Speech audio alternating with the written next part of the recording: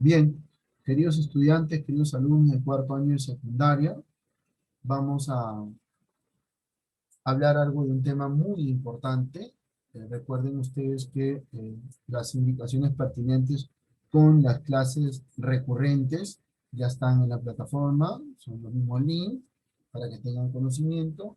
Número dos, que todavía tienen plazo para presentar algunos pendientes que tengan los estudiantes que tienen justificación. Estamos para entendernos mutuamente de la mejor manera empática que podamos tener. Otro punto claro es que debemos continuar con nuestras clases. Un punto importante va a ser este desenvolvimiento de la guerra ruso-japonesa. Profesor, ¿Japón también se va a enfrentar con Rusia? Sí, y va a ser un enfrentamiento muy importante en el marco de lo que estamos analizando en este tiempo.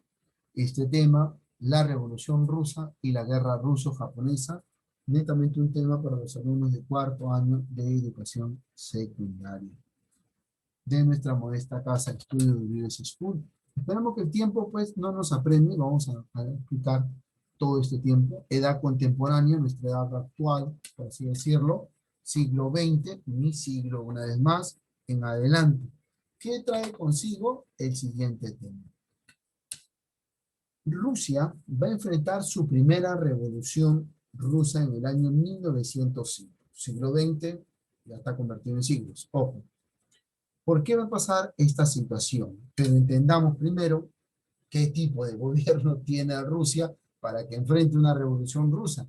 Yo tengo entendido, profesor, que cuando surge una revolución es porque quieren acabar una forma de gobierno, un sistema de gobierno, una manera de liderar un país, un territorio. Cierto, Rusia está viviendo un tiempo del zar Nicolás II. El zar Nicolás II, vamos a ver acá, vamos a ver cómo están, si están prestando atención o no. El zar Nicolás II está posicionado en el gobierno de Rusia. Está implantando un sistema muy parecido al feudalismo, pero no tanto, porque recuerden ustedes se acordarán de aquellas clases de las monarquías. Rusia también va a tener una monarquía absolutista. Por lo tanto, su gobierno va a estar perfilado a esa forma de gobernar. El zarismo está bien posicionado, es la imagen de un rey prácticamente. El zar Nicolás II va a implantar toda una doctrina. Pero hay algo que no va a tener en cuenta el zar Nicolás II en esta primera etapa, porque usted quiere decir, profesor, lo primero que se me viene a la mente es, le voy a preguntar a Jaime, Jaime, si digamos, escúchame tú ahí, si digamos, escuchamos la revolución rusa, quiere decir que toda revolución tiene un punto final con la destitución del líder, o sea, del monarca o del rey o del gobernante. ¿Cierto? Es lo primero que se nos viene a la cabeza. ¿Cierto, Jaime? Me dice por acá, a ver, por el chat. Aldo Camero, no te preocupes, no te preocupes. Jaime, dime sí o no. Sí, profesor. Por el chat, a ver, vamos acá.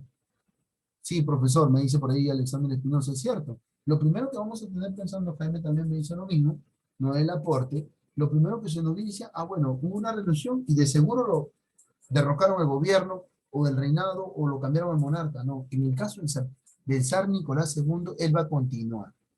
El zar va a aplicar diferentes acciones inteligentemente para continuar en el poder. Pero ¿qué pasa en Rusia? Rusia está pasando por una situación difícil, su economía está complicada, es un país que recién se está llevando por los lazos de la industrialización. Hay una clase social, no existen muchos partidos, tiene el término de la democracia todavía en algunos aspectos.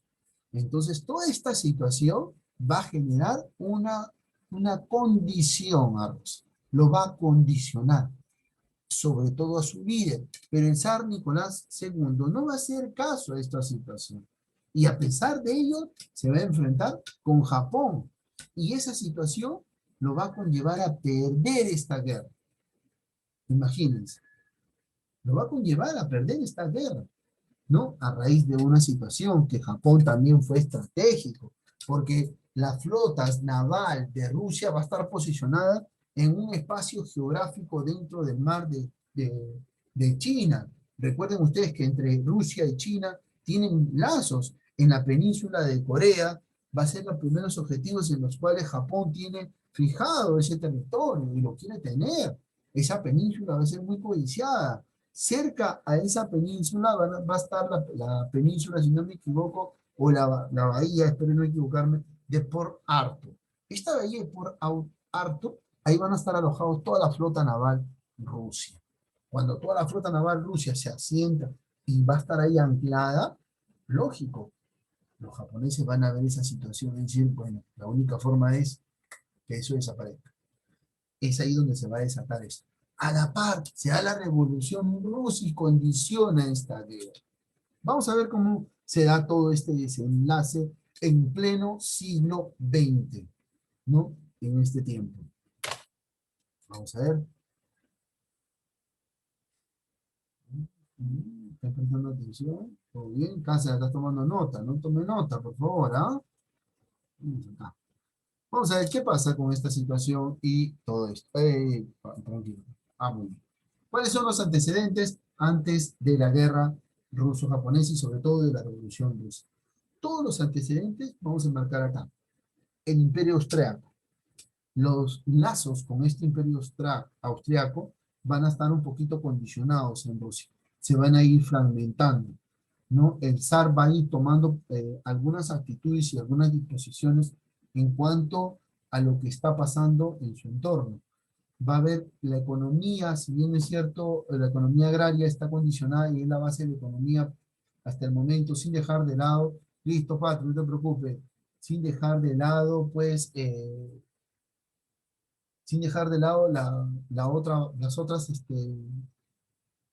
bases de la economía, por así decirlo, como la industrialización que se va a dar, ¿no? Un punto importante que la industria va a estar localizada en cierto punto nomás del país de Rusia y eso va a afectar muchísimo, muchísimo también a la población y va a estar condicionada va a estar explotada, va a estar sujeto va a haber una gran desigualdad social en Rusia, van a surgir los partidos políticos de oposición al gobierno del zar Nicolás II, ¿no? Y todas estas situaciones. Una última estocada y bien resaltada como un punto amarillo va a ser la guerra ruso-japonesa. Sabiendo el zar Nicolás II que su población está pasando por una crisis económica porque hay hambre, la industrialización está focalizada en un determinado espacio, está centralizado, ¿no? Y esto va a generar molestia, que va a haber los primeros levantamientos, las primeras huelgas. Aún así, yo, en este caso, si me consultara a mí, no tomaría la decisión de participar en una guerra. El zar la asumió y condicionó la situación de Rusia. Vamos a ver de qué forma, de qué manera o cómo se está presentando el entorno de esta guerra. No te preocupes. Esta revolución rusa va a tener su origen punto importante a raíz de esa crisis económica que va a pasar Rusia. Y la situación de miseria va a llevar a la población y sobre todo un grupo determinado de la clase social a levantarse. En armas, no, están cumpliendo su derecho de levantarse y realizar huelgas, protestas, pero va a ser un determinado clase. Recuerden ustedes que la industrialización se ha centralizado, solamente está en una parte de la sociedad, no está distribuido por toda Rusia. Y es esa parte de esa población la que se va a levantar. Qué casualidad, está centrado donde también está todo el poder del zar. Y ahí empieza la cosa. Vamos viendo toda esta situación, ¿no? Que va a generar huelgas, protestas, las oposiciones se van a imponer, los partidos políticos van a surgir, y esto lógico, va a conllevar pues a una serie de guerras civiles en Rusia para este tiempo de 1905. Todas estas situaciones se van a presentar en este marco o en este desarrollo de la Revolución Rusa. ¿Qué van a pedir estos terroristas o huelgas o personas que se van a levantar ante la forma de gobierno? Va a darse la petición de los sémimos. Esta petición de los sémimos en esta asamblea van a pedirle al rey unas series de reformas y cambios. Por lo tanto, el zar Nicolás II lo va a rechazar y va a utilizar la vía reformista.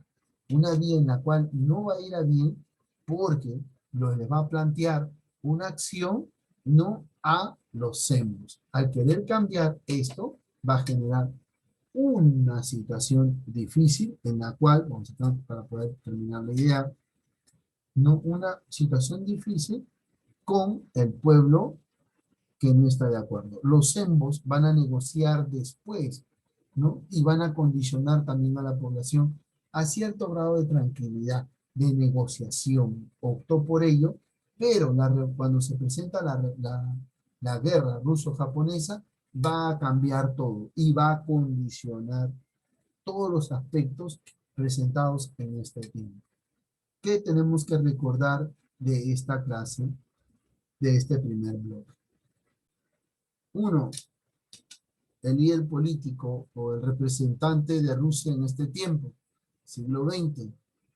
¿Cómo se llama? El zar Nicolás II. Punto número 2, la primera revolución rusa, 1905, la que vamos a hablar hoy día, la que hemos estado hablando. Recordar que también en internet, si buscamos información, vamos a encontrar una segunda revolución. Esa ya va a ser con la imagen de Lenin. Tranquilos, ese es más adelante, 1917. ¿Qué está pasando en esta situación en el marco de Rusia? Rusia está pasando por una serie de crisis económicas, ¿no? Su poder, su industrialización está centralizada en una parte de su país y no está pues a nivel de país por todos lados, solamente va a ser una clase y es justo esa clase social la que va a levantarse y va a hacer protestas. Esto va a generar guerras civiles. ¿Por qué? Porque las protestas van a subir a otro estrato de, como se dice, de reclamo, van a utilizar las armas, surge el terrorismo y está condicionada a lidiar con esa guerra civil. Habíamos dicho también que la última estocada es su participación en la guerra ruso-japonesa. Hasta este punto, ¿alguien tiene alguna pregunta?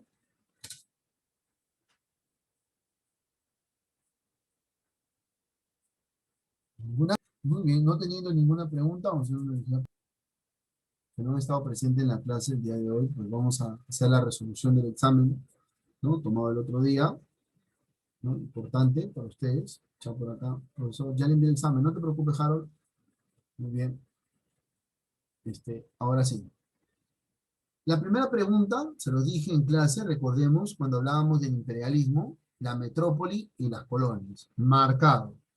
Metrópoli llevaba el control y la colonia y enviaba sus productos hacia la metrópoli. Esa es la respuesta. No dominado y el otro atrasado, no. Esos términos habíamos explicado también que ese término no se le podíamos dar a las colonias porque no estaban atrasadas. En la segunda pregunta, ¿no? La respuesta a una causa del imperialismo no es una causa, es la necesidad de no competir, a lo contrario, querían pues, no querían competir, querían buscar nuevos mercados para obtener riquezas. Esa va a ser la respuesta en la C. La guerra chino-japonesa, ¿no? Se desarrolla en el marco de 1894 y 1895. La gran mayoría respondió correcto. Mayormente se confundieron en la 1, ¿no? Y acá, la 4, una pregunta que también les expliqué. Una de los antiguos viejos imperios coloniales va a ser la India. La India va a ser, no China, no Japón, no ninguna de las anteriores. Va a ser la India. La gran mayoría se confundió en la India, ¿no? ¿Qué significa Meiji? Culto a la regla, pregunta clave, ¿no? También. En la pregunta 6, ¿qué se logra? Los acuerdos, los parámetros, cómo se va a dar el reparto, por dónde van a incursionar, se va a poner un parámetro. ¿Quién llega tarde? Alemania. ¿Quién organiza? Otto von Bismarck. Y prácticamente consolidan el reparto.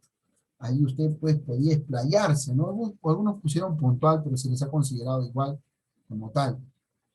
La restauración de Meiji pone fin a ¿qué cosa? El shogunato Qing, el shogunato Masuda, el shogunato de Keshi. No, pone fin al shogunato de Tokugawa. La respuesta H. Tres cosas y son un solito de las varias que hemos tratado. mejoró el ejército, la flota naval, instauró el servicio militar obligatorio, la educación, que pudieron ustedes haber contestado. La gran mayoría también, solo uno que otro, pues, dejó de lado. Y aquí sí, condicionado la pregunta para algunos, porque también marcaron algo que no debieron marcar. Japón, para ir consolidando su hegemonía, tuvo que enfrentarse por el territorio de Corea. ¿A quién? Si recién estamos viendo, señores, el surgimiento de Japón como un gran imperio, pues lógico, va a consolidar su hegemonía, por acá me están escribiendo en el chat. No te preocupes, no te preocupes.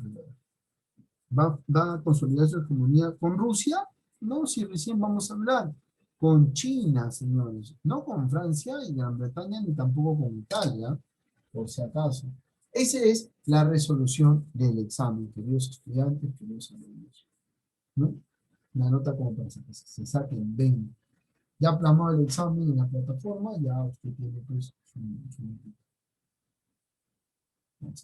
Bien, chicos, regresamos en el otro bloque. Tenemos 10 minutos, tomamos agua, nos oxigenamos, regresamos con fuerza y volvemos. ¿Está bien?